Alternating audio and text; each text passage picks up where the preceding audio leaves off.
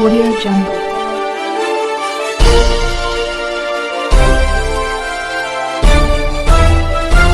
Audio Jungle. अभी आप देख रहे हैं कंचन न्यूज। इसे लाइक शेयर सब्सक्राइब करना ना भूलें ताकि न्यूज का नोटिफिकेशन सबसे पहले आपके पास पहुंचे।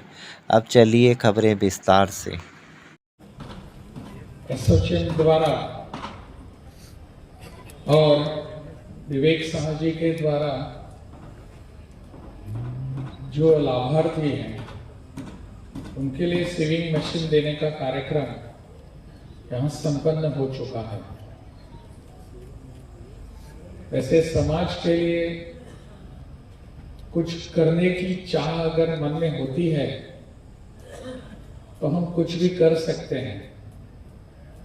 इसका एक अच्छा उदाहरण हमारे सामने आज प्रस्तुत हुआ है। ऐसे इस शुभ अवसर पर मंच पर मेरे साथ बैठे हुए हैं हमारे बिहार प्रदेश के उद्योग मंत्री मेरे मित्र समीर कुमार महासेठ जी, पूर्व मंत्री एवं अभी के विधायक माननीय श्री नंदकिशोर यादव जी, एसोचैम बिहार के अध्यक्ष विवेक शाह जी, बिहार इंडस्ट्रीज एसोसिएशन के सचिव गौरव शाह जी, श्री बिहार जी मिल्स प्राइवेट लिमिटेड के प्रबंध निदेशक रमन प्रकाश शाह जी, श्री पंकज शाह जी, एसोसिएशन से जुड़े हुए सभी संस्थान, सभी उद्योग समूह के प्रमुख, उनके पदाधिकारी, उपस्थित सभी महानुभाव और जो आज यहाँ हमारे सामने लाभार्थी अभी आए थे, वो सब बहनों और भाइयों, अभी आज मैंने जैसे शुरू में कहा कि एक अच्छा उदाहरण हमारे सामने प्रस्तुत हुआ है कि हमको समाज के लिए कुछ करने की आवश्यकता होती है।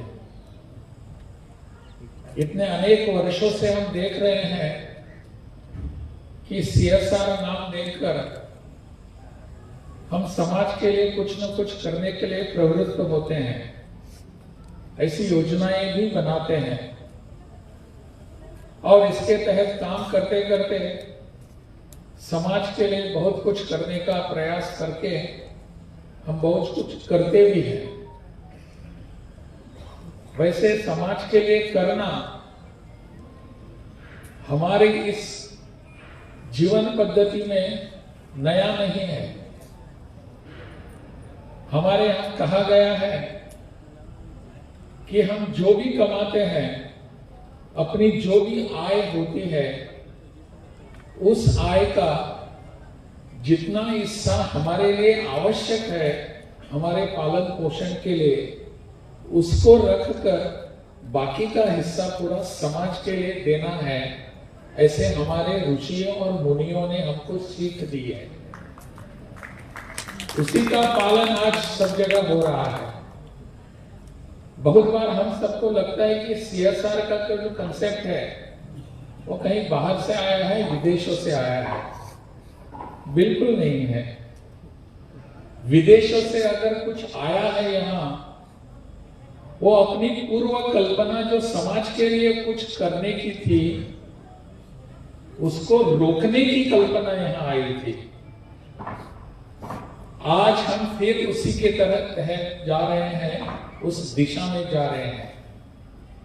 समाज के लिए कुछ करना हमारा स्वाभाविक धर्म है। किसी ने हमको सिखाने की आवश्यकता नहीं पड़ती। अनेक सारे उदाहरण हमारे संस्कृति में, इतिहास में ऐसे मिलते हैं। जो भी करना है वो समाज के लिए करना है, दूसरे लोगों के लिए करना है। इसलिए हम सबको इस दिशा में जाने की प्रेरणा उन सब ऐसे लोगों से मिलती है, उनके सीख से मिलती है। बीच में ऐसा एक दौर आ गया हमारे यहाँ कि जो हमारी शिक्षा पद्धति हो, हमारा सामाजिक जीवन हो, इस प्रकार से आने लगा सामने कि हमको ऐसा करना चाहिए व्हाट इंडस्ट्री नीड्स। इंडस्ट्री के लिए क्या चाहिए, इसके तहत हमारी शिक्षा, इसके तहत हमारा सामाजिक जीवन, इसके तहत हमारा कुछ सब कारोबार, ये सब इसकी तहत हम सोचने लगे कि इंडस्ट्री को क्या चाहिए। मुझे लगता है आज इसके बारे में इतना सोचने की आवश्यकता नहीं है। इंडस्ट्री खुद के पैरों पर खड़ी होकर खुद को क्या चाहिए वो तैयार करने के लिए सक्षम बन गई है। इंडस्ट्री को क्या चाहिए वो इंडस्ट्री खुद सोच रही है, बाकी लोगों ने सोचने की आवश्यकता नहीं है।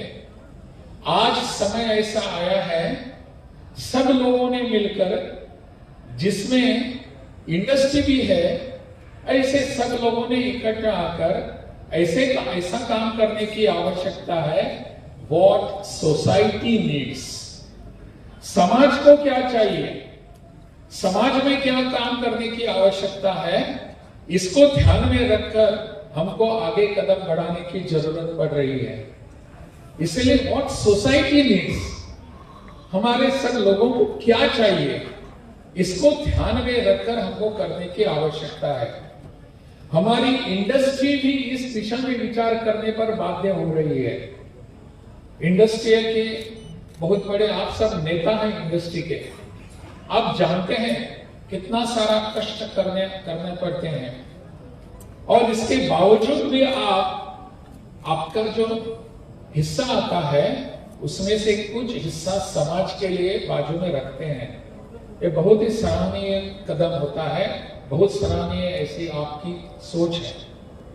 मुझे लगता है कि इस दिशा में जो आप पहल कर रहे हैं वो समाज के लिए एक उदाहरण के तौर पर प्रस्तुत होता है, हम सबके लिए एक आदर्श होता है। इसीलिए जैसे कि जब जब हम ऐसा काम करने के लिए आगे आते हैं तो समाज सामने रखकर, सोसाइटी सामने रखकर हम काम करते हैं। जब मैं सोसाइटी कहता हूं या समाज कहता हूं, स्वाभाविक रूप से उसका आगे वाला कदम होता है देश, राष्ट्र होता है, और ये सब कार्यक्रम आपके जो है राष्ट्र हित में होते हैं, देश के हित में होते हैं। इसको ध्यान में रखकर आप सब यह काम कर रहे हैं। हम सब जब यहाँ बैठे हैं तो निश्चित रूप से इस दिशा में विचार करते होंगे कि हमारे इस पूरे इसका हिस्सा समाज के लिए कैसे देना चाहिए, किस माध्यम से दे सकते हैं, किस दिशा में जाकर काम कर सकते हैं, इस पर आप जरूर सोचते होंगे। मैंने जैसे कि हमारे माननीय उद्योग मंत्री बता रहे थे कि मैं 2-4 बार यह उदाहरण में बता चुका हूं कि मैं जब यहां अपनी इंडस्ट्रियल एटमॉस्फेयर यहां निर्माण करने की आवश्यकता है अपने बिहार में ऐसा एटमॉस्फेयर क्यों नहीं, इसके लिए सोचने की आवश्यकता है। मेरे यहाँ बिहार इंडस्ट्रियल एसोसिएशन के सभी पदाधिकारी आए थे, अन्य यहाँ जो एसोसिएशन है उसके भी पदाधिकारी आए, इंडिविजुअली व्यक्तिगत तौर पर ही मुझे कुछ इंडस्ट्रियलिस्ट मिले, उन्होंने अपनी पीड़ा मेरे सामने व्यक्त की थी। मुझे बहुत खुशी हो रही है कि अपने उद्योग मंत्री इस दिशा में एक्टिव है। वो खुद स्वयं इसको देखकर काम करते हैं।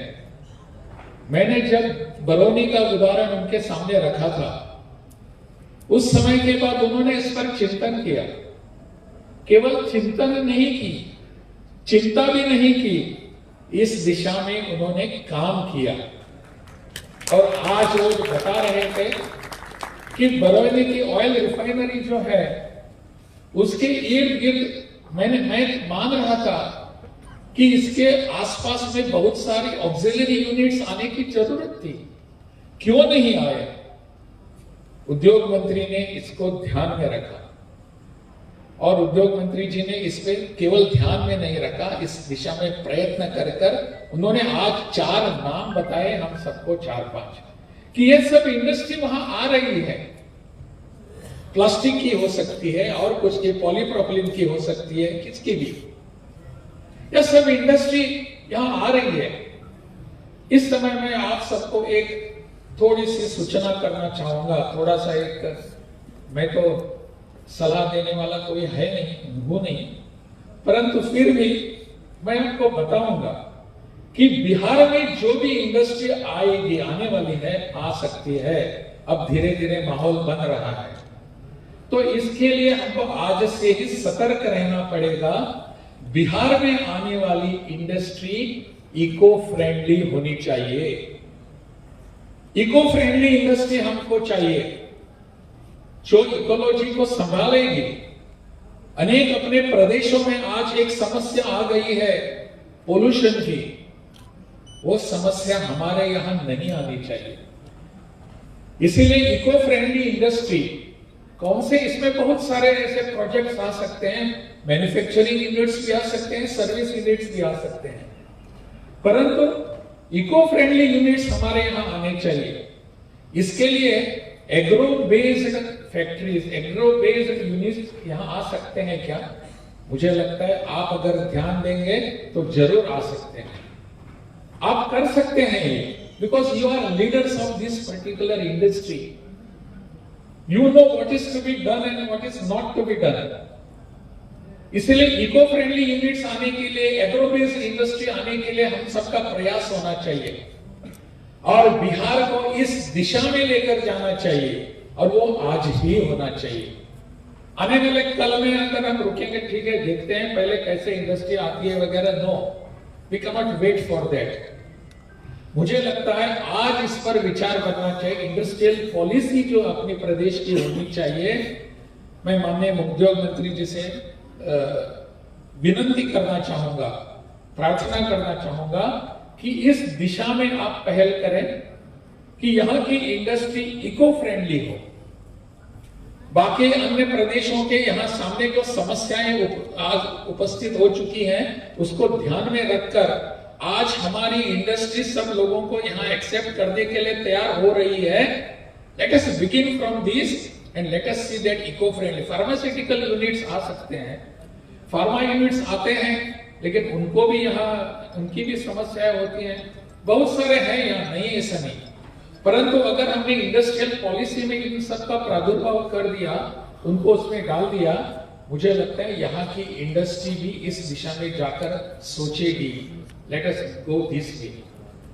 इस दिशा में हम सबको प्रयास करने की जरूरत है और आगे और कुछ बताने की आवश्यकता है नहीं। जैसे कि आप सब यहाँ आकर एक चिंतन मनन करने के लिए बैठे हैं, मुझे लगता है बिहार का भविष्य निश्चित रूप से उज्जवल है, उत्कर्ष करने वाला है, और वो आपके लिए होगा, यहाँ बैठे वाले लोगों के कारण नहीं, आपके कारण होगा, क्योंकि you are putting your efforts, your money, your material, your person, your man, आप कर रहे हैं।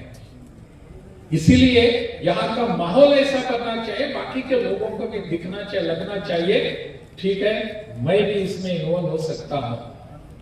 आज का जो कार्यक्रम है वो रोजगार दूसरों को देने के लिए कार्यक्रम नहीं है, स्वरोजगार का कार्यक्रम है।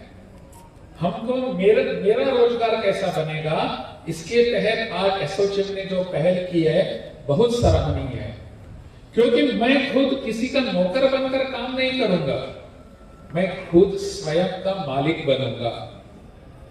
हो सकता है छोटी सी मशीन क्यों ना हो, छोटी सी मशीन, सीविंग मशीन, सिलाई मशीन हो सकती है, लेकिन मैं मालिक हूं। इस सोच में आज हमारी यहां से बहनें जाती हैं, करती हैं, तो निश्चित रूप से ये अच्छी पहल है। हम सबको इस दिशा में सोचना पड़ेगा और ऐसा वातावरण निर्माण करना पड़ेगा कि हम कैसे हैं, क्या करने चाहेंगे। निश्चित रूप से बिहार से नौकरी मांगने वाले आगे नहीं आएंगे, नौकरी देने वाले आगे आएंगे। यही आज से हम सबको सीख है। बहुत बहुत धन्यवाद। न्यू अपडेट के लिए देखते रहिए कंचन न्यूज।